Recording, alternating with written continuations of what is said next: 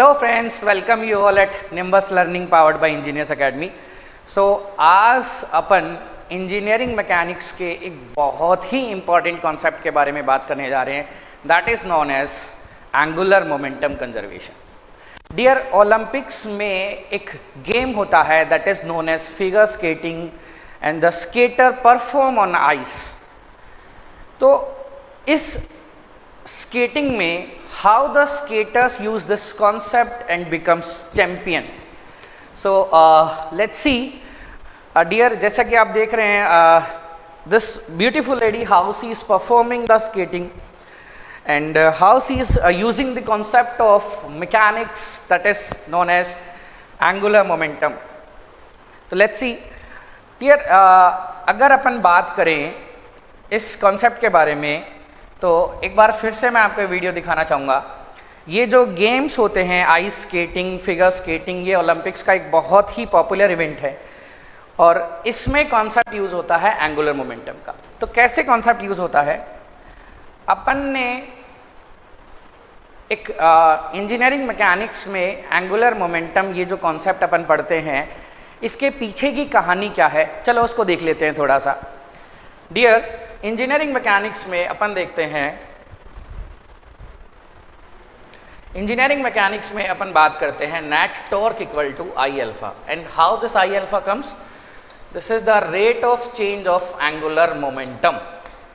ये कॉन्सेप्ट होता है net torque equal to, this is known as angular momentum और इसको अपन एल से रिप्रेजेंट करते हैं, d by d t of L vector, it is a vector quantity. तो स्केटर कैसे इस कॉन्सेप्ट को यूज़ करते हैं? देखिए, अगर किसी भी एक्सिस के अबाउट नेट टॉर्क, इसको बोलते हैं नेट टॉर्क। टॉर्क क्या करता है? टॉर्क एक ऐसी क्वांटिटी है जो रोटेशन प्रोवाइड करता है। Torque and moments, these are the quantity that provides rotation. तो अगर किसी भी एक्सिस के अबाउट नेट टॉर्क जो एक्ट हो रहा है, अगर ये ज़ीरो हो जाता है, अगर ये ज़ीरो हो जाएगा तो इसका मतलब क्या हुआ? D by d T of L vector is equal to 0 means L vector is a constant. L vector क्या हुआ? Constant, क्योंकि constant का डिफरेंशिएशन 0 होता है, ठीक है। और L vector को अपन बोलते हैं एंगुलर मोमेंटम।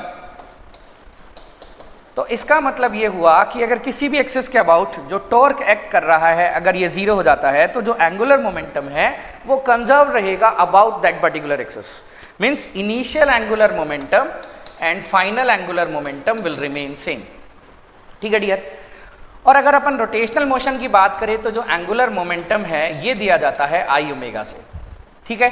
तो यहां से अपन इक्वेशन लिख सकते हैं, initial I omega initial equal to final I omega final. ये जो आई होता है इसको अपन बोलते हैं मास मोमेंट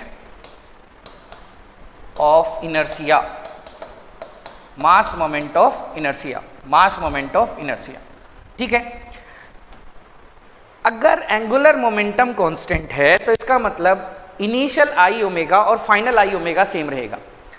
तो डियर, अगर आई का वैल्यू, देखिए इस इक्वेशन में अगर मैं आई का वैल्यू डिक्रीज कर देता हूं तो ओमेगा वैल्यू क्या हो जाएगा? इंक्रीज हो जाएगा। यहाँ से देखिए, अगर आई डिक्रीज हो गया तो ओमेगा बढ़ जाएगा। या फिर आप यहाँ से देख लीजिए, अगर फाइनल आई इनिशियल आई से डिक्रीज कर देते हैं तो जो फाइनल ओमेगा है वो इनिशियल ओमेगा से बढ़ जाता है।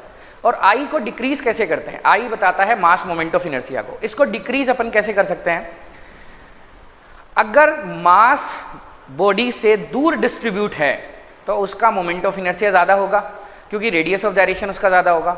अगर मास को सी जी के पास भी डिस्ट्रीब्यूट कर दिया जाए, मीन्स जो भी पूरी बॉडी का मास है वो सी जी के जितने पास होगा उसका रेडियस ऑफ जायरेशन उतना ही कम होगा, तो उसका आई उतना ही कम होगा।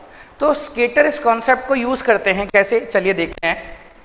इस वीडियो में आप देखना, इस वीडियो में इसको, इस इवेंट को बोलते हैं फिगर स्केटिंग और ये जो इवेंट होता है ये आइस पे होता है। तो ये जो स्केटर्स है इस कॉन्सेप्ट को यूज़ करते हैं। कैसे इस कॉन्सेप्ट को यूज़ करते हैं? अब अगर आप इस लेडी को देखेंगे तो यहाँ पे इसका जो आई था, इससे अच्छे से समझ में नहीं आएगा, आप इस से देख सकते हैं, या अभी आगे आने वाले कॉन्सेप्ट से, आगे आने वाले डायग्राम से भी अपन इसको देख सकते हैं।